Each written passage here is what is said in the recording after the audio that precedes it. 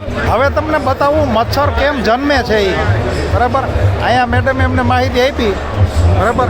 જો શરૂઆતમાં છે ને એક મચ્છર છે ને એ 150 થી 200 ઈંડા આપે બરાબર.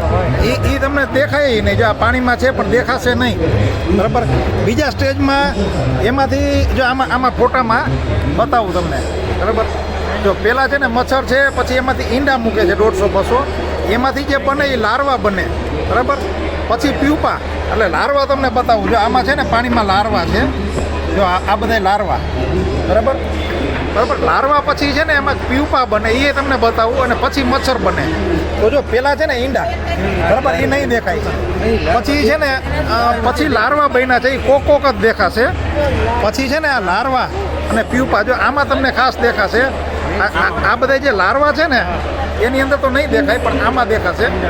આ લાર્વા છે ને એની અંદર જે કાળા ટપકા દેખાય છે ને એ પ્યુપા છે. એટલે એની અંદરથી મચ્છર 2 જ દિવસમાં મચ્છર બની જશે બરાબર. 10 દિવસે લાર્વા બને, અને જે કાળા ટપકા દેખાય છે ને એ મચ્છર બનવા માંડ્યું છે એમાંથી. અને એના સિવાય જો 12 દિવાલે ચોટેલા છે એ મચ્છર બની ગયા છે બરાબર. એટલે 12 જ દિવસમાં મચ્છર બની જાય. એટલે જો આ છે ને મચ્છર, આ બધા લાર્વા છે.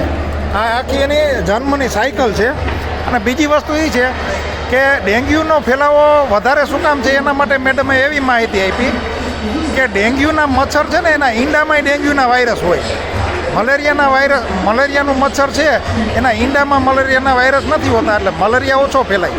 પણ ડેન્ગ્યુ છે એના મચ્છરના ઈંડામાં ડેન્ગ્યુનો વાયરસ હોય. એટલે તમે કદાચ મચ્છરને મારી નાખો ને તો એના 150-200 ઈંડાની અંદર તો પાછા ડેન્ગ્યુના વાયરસ હોય જ. એટલા માટે ડેન્ગ્યુનો ફેલાવો વધારે થાય છે.